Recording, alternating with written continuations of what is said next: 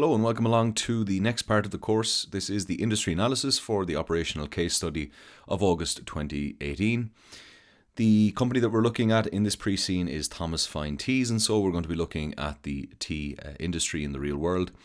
And hopefully we'll be able to give you some useful insights and data that you can then apply on exam day, and indeed you might even be able to anticipate some of the issues that are likely to come up in the exam itself by familiarising yourself with some of the key issues and trends from the real world industry. So before we begin, let's just have a look at what exactly we're going to be covering. We'll start with an introduction, and here we're going to give you an overview of some of the key facts from the tea industry, and we'll move then into more detailed analysis. We'll start with macro trends. We'll be looking at growth in recent years. We'll be looking at projections for the coming years. We'll also analyse some demographic factors which are important for analysing consumers, and we'll look at emerging trends in terms of consumer preferences and so on. And then from there we'll move into a product analysis. I'm going to start with a few slides on the jargon in this industry, because really when you start to actually dig into it, there's a huge amount of technical language and exotic terms and different kinds of teas and so on, and it can be a little bit confusing and disorientating. And so to help you, if you are going through an industry analysis yourself, this will help you to orient yourself and to kind of wade through all of the technical language that can become a little bit overwhelming at times. And then we'll move into the different tea types and tea products, and also we're going to focus on RTDs, which I'll explain in a few moments, which are a really important emerging phenomenon within this industry. Then in section 3, we're going to be focusing on operations and supply, broadly speaking. We're going to look at the supply chain. We're going to look at tea tasters, who are really important figures in this industry, and I'll be explaining exactly why and the implications of that as well. And we'll look then as well at the blending process and finish out the operations and supply section. In section 4 then, we'll be looking at one real-world company, just to give you an example of how a real-world company is actually dealing with some of the issues that have been raised in the previous 3 sections, and that is Barry's Tea, which is an Irish tea company. And from there then we'll move into section 5, in which we'll be looking at opportunities, challenges and threats that are facing companies within this industry. We'll be looking at the pressure coming from coffee. We'll be looking at tea blenders as in terms of their bargaining power and the risks associated with that. We'll be looking at tea technology, consumer perceptions, and a few other important issues and challenges within the industry. And we'll finish then with a conclusion in which we'll review some of the key issues that have been raised in this industry analysis. Okay, so let's start with an introduction to tea. You might think that you don't really need an introduction to tea, but you would be surprised at how detailed this industry is and how sophisticated some of the, as I said, language and technical terms are. So it is useful to just start with some of the basics. It is still the global beverage of choice in terms of things like coffee and soft drinks. Tea is still way ahead of the rest in absolute numbers. It's one of the most popular drinks in the world and is only second to water in terms of absolute consumption. There are over 1,000 varieties of tea, and the most common of which can be classified as white, green, black and oolong, as was indicated in the pre-scene if you've already read it. These classifications then differ in their degree of oxidation, with black tea being the most oxidized. Now, what is oxidation? Well, I'll give you a quick explanation here. Green tea and white tea are not oxidized, while oolong tea is partially oxidized. And oxidation, which occurs when the tea leaves are crushed and muddled together, produces a bright and tangy taste and a higher caffeine content in the tea as well. So it may surprise you to learn that actually tea has quite a substantial amount of caffeine in it. You may not have known that. You may have thought that coffee was the only drink with caffeine, but indeed tea does also include caffeine. Scientists and tea drinkers are very interested in the health benefits of drinking tea. There are many different benefits associated with tea drinking. The purported benefits are numerous, including a reduced risk of cancer, increased brain health, lower weight and waist circumference, and increased muscle endurance. Teas that have experienced less oxidation, it is believed to have the greatest health benefits, so that would be the green teas and white teas mentioned above. So no wonder it's such a popular drink worldwide when it has these long-term health associations. Okay, so let's move then into the quantitative trends, the numbers in recent years, and looking ahead to the coming years as well. We'll start here with the global tea market from 2013 to 2021. This is, of course, including projections, and this is, of course, not an exact science, but this is how the experts who have analysed the industry see it progressing in the coming years. And it is a more or less linear growth pattern that we're looking at here, not spectacular, but steady. And that reflects, of course, the fact that it is still such a global drink. It is in high demand all over the world. And so it's unlikely that we're going to see any kind of fall off in growth in the coming years. But it's not spectacular either, it has to be said. Fairly unspectacular growth, but steady nonetheless.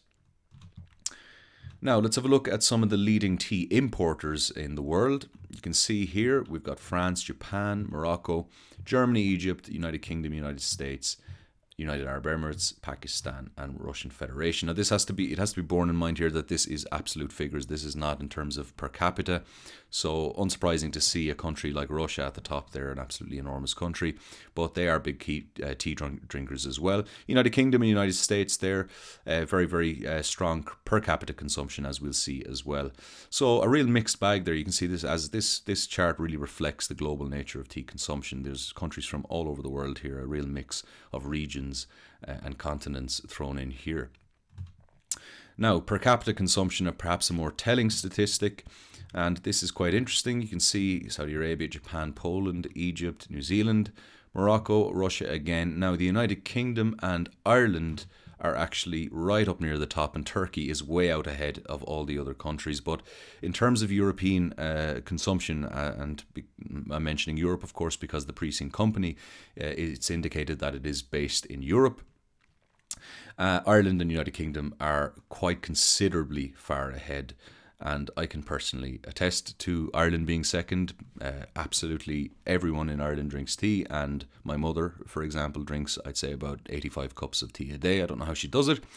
But anyway, let's move on to the next slide, in which we can look more closely at the UK's tea consumption. This is a very telling statistic, actually, and a telling graph here. We're comparing tea and coffee consumption in the last 10 years or so. You can see here that tea has actually been in a fairly steady decline in the last number of years, and coffee consumption has been going up at the same time, and you can see they're more or less converging there in and around 2015, and it's very likely that coffee is actually going to overtake tea very soon if these trends continue. And UK, it's arguable that the country in the pre-scene is roughly modelled on the UK, although of course we're told that the country in the pre-scene is bordered by a number of countries. So it's not an island nation, but certain other factors would suggest that this is roughly modelled on the UK in terms of population size and so on. And the tea consumption. So we can probably safely guess that it's something like the UK in terms of its consumption rates.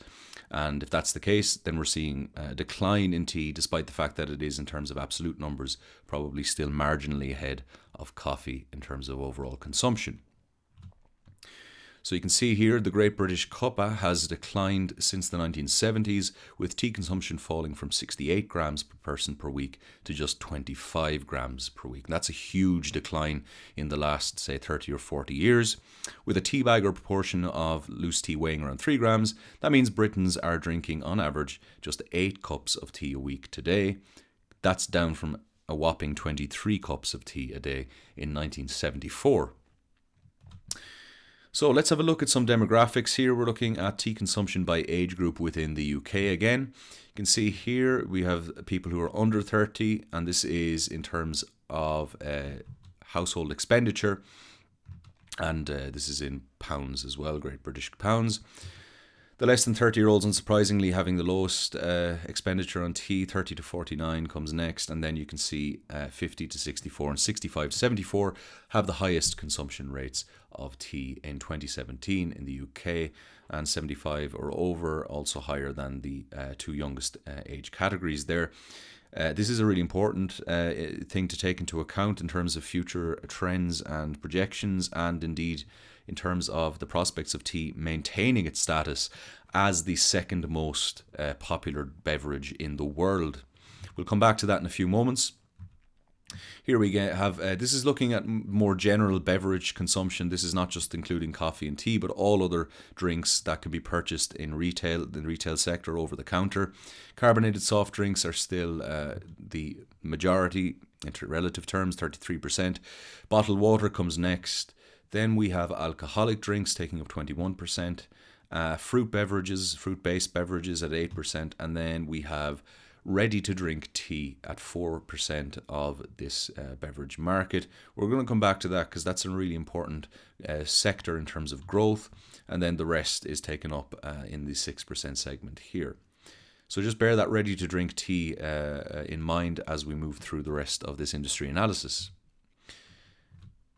So you can see here, wholesale tea sales are estimated at 12 billion last year, with RTD, which is just the abbreviation for ready to drink tea, accounting for $7.14 billion of tea. So that's a really significant proportion of actual tea sales there. You can see Hemphill says, this is an expert industry analyst, I should say, for the tea industry. He says the fastest growing segment in tea is ready to drink, up 3.1% in 2016 and expected to grow by 3.5% in 2017. Ready to drink accounts for 46% of total tea volume, while tea bags represent 44%, so that's really significant. Loose leaf tea then accounts for less than 1% of tea. Not surprising, perhaps because of the lack of convenience or relative inconvenience of brewing a loose leaf tea. But they grew also by 4% in the first half of 2017. We'll come back to that issue.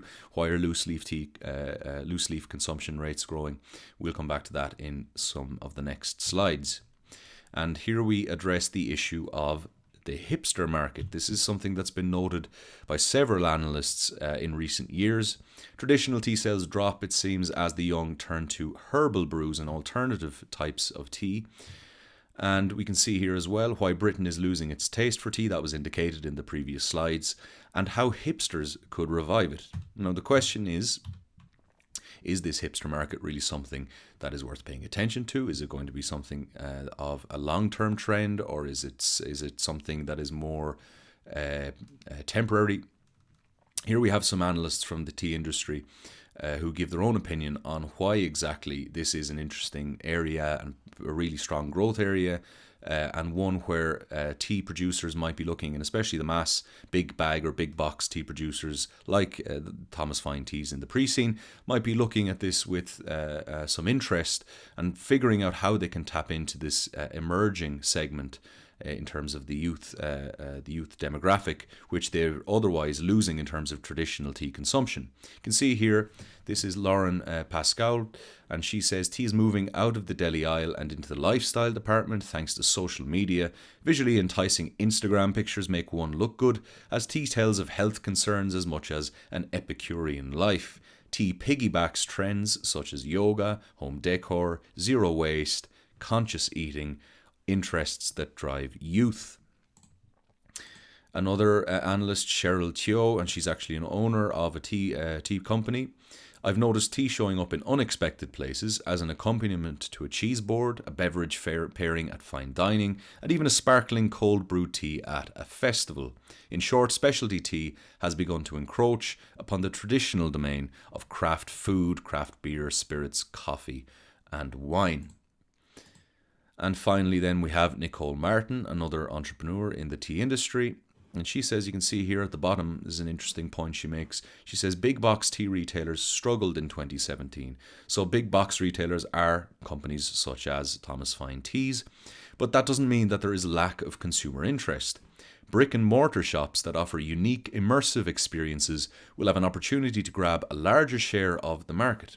So tea-infused cocktails, food pairing dinners, and other innovative programs will excite consumers and inspire them to take a second look at tea. So there's this idea that the traditional tea bag, big box retailers, they might need to rethink how they can recapture the youth market, which they seem to be losing out to alternatives such as coffee. We'll come back to this later on. It's a very interesting strategic question. So the question then in terms of the so-called hipster market is it a viable avenue in the long term? Is it sustainable? Certainly the younger generations and millennials, as we've seen, are showing signs of turning away from tea drinking as a staple. Are RTDs, for example, the more realistic alternative as a mass market product in terms of recapturing the youth demographic? We'll come back to that again in further sections. Okay, let's move on to product analysis, and we're going to start with the jargon. Okay, so if you're diving into this industry for the first time and you only have a very superficial knowledge of tea, you're likely to be very, very confused and bemused by all of the clutter of jargon and technical terms and exotic names for different teas and things like that. So as you can see here, you might hear a question like, from which cultivar was that matcha derived? And when I first heard this question, I had absolutely no idea what was happening. And so I'm here to guide you through the process of familiarizing yourself with this technical jargon and these foreign terms. The variety of regions and suppliers makes for a bewildering array of tea types, and here we help you to navigate that industry jargon by introducing and explaining in plain English some of the key technical terms. So don't worry, we're going to guide you through this step by step. We're going to start with this word cultivar. What is a cultivar? Cultivar is simply a plant variety that has been produced in cultivation by selective breeding. So that means that its varieties, simply put, varieties are found naturally in the world, but once we actually propagate them for variants, they become cultivars, and that's from the worldoftea.org website, which is a useful website to look at if you are interested in looking at some other aspects of this industry. And it has a lot of articles, information from insiders within the industry and people who are actually in the process of producing tea in various ways. So basically you can have cultivars for many different kinds of plants. It's not just for tea, so you'll hear this term in other industries as well. But tea cultivars tend to be identified with specific regions, as we'll see. It's important to remember, as was indicated in the pre-scene, all tea cultivars are nevertheless varieties of the same single tea plant genus, which is just a fancy word for classification or type, which is the Camellia sinensis. And so all teas, that is to say, all teas that are mass-produced and consumed come from this same plant, the Camellia sinensis. The cultivars are basically just different regional variations or types that are influenced by things like soil and the way that they've been cultivated and so on. So those variations are relatively superficial variations on the same plant type, which is ultimately the Camellia sinensis. Okay, matcha. What is a matcha? This is simply a finely ground powder of specially grown and processed green tea leaves. So basically it's green tea dust, essentially. And you can see an example there in the image in the background. It is special in two aspects of the farming and processing. It's got the green tea plants for matcha are shade grown for about 3 weeks, okay, whereas standard tea plants are simply cultivated and harvested in the sun. And before harvest, the stems and veins are removed then in the processing. So another important step there. So that allows it to be ground down into that kind of fine, very fine powder that you can see there. There's also a difference in the way that it's consumed. The powdered form of matcha is consumed differently from the tea leaves, which are usually put in tea bags in terms of mass consumption. The matcha is dissolved in a liquid, typically in water or milk. Masala Chai.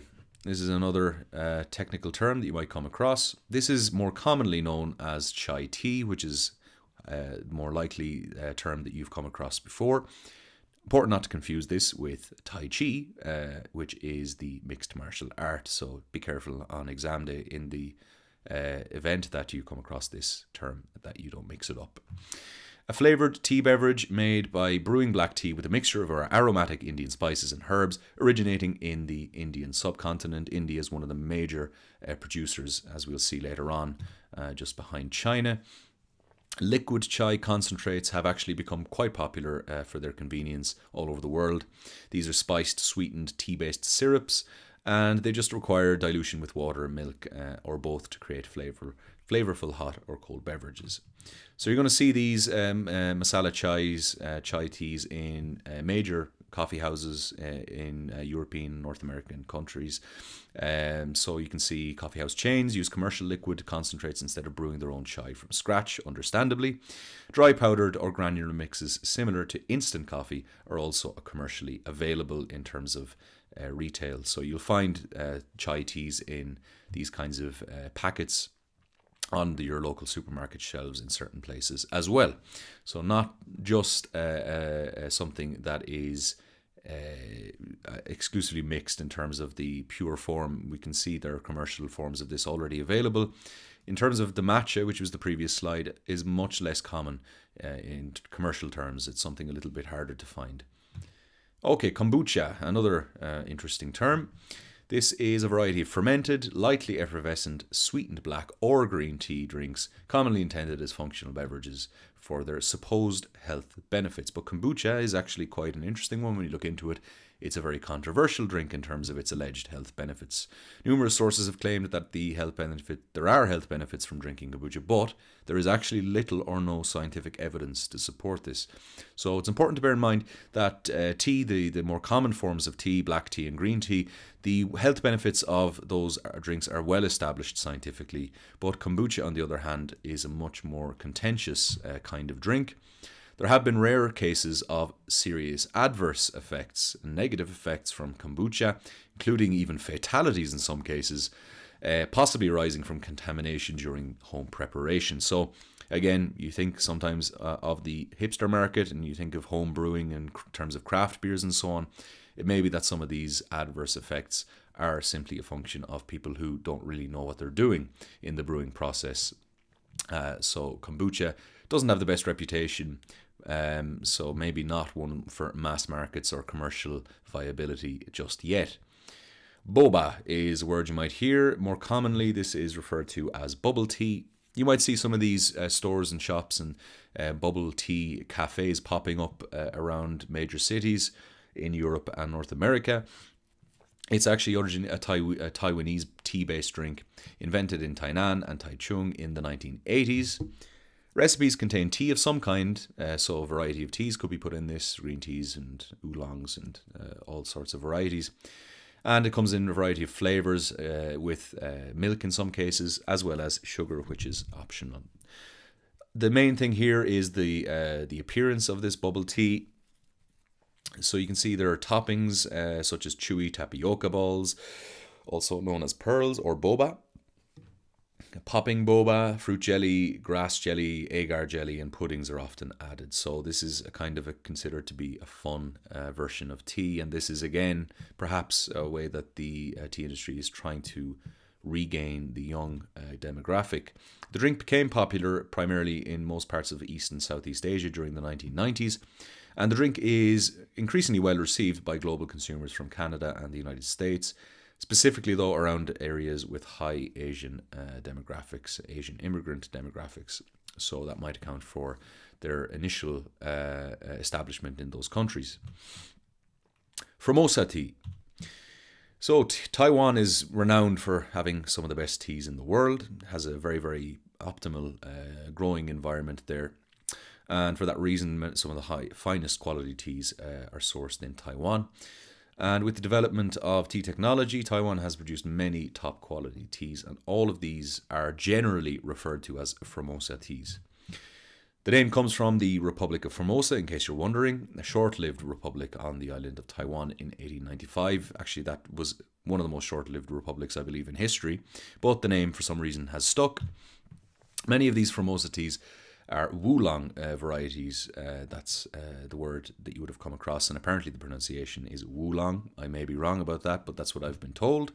Oolongs are considered the champagne of tea, so really high quality stuff, according to many tea connoisseurs. And we're back then to RTD, or ready to drink. So as we saw, ready-to-drink teas are a very important growing segment in general in terms of the beverages segment, broadly speaking. They're generally chilled, pre-bottled tea beverages that are sold over the counter. You'll find them in most stores, corner shops, supermarkets and so on, and indeed in cafes. They come in a variety of flavours, sweetened and unsweetened. The most popular brands, as I'm sure you're familiar with, Nestea and Lipton Iced Tea, are major international brands, and of course they're controlled by major conglomerates, food conglomerates. But there has been an explosion of new brands and infusions in recent years, and if you keep an eye out in the supermarkets, I'm sure you'll see these new infusions coming up on supermarket shelves and in corner shops and so on. We'll come back to RTDs because they are potentially important for this industry in terms of future developments. But let's focus now on the issue of supply, which is very, very important in this industry, and some operational issues as well.